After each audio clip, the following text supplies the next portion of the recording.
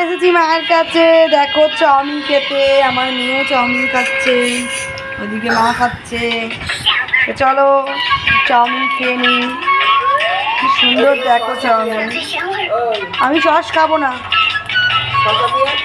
ও শসা পেঁয়াজটা খাবো। ওইদিকে শসা পেঁয়াজও কেটে রেখেছে মা। তো চাউমিন খাবো।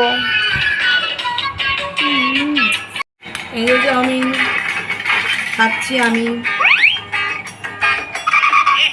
তো দাদা দরজাটা হাত করে খুলে চলে গেল।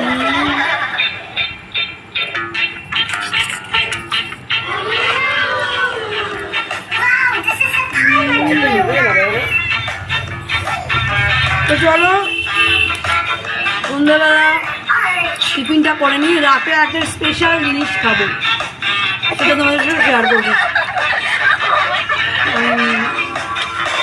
আমি জানি না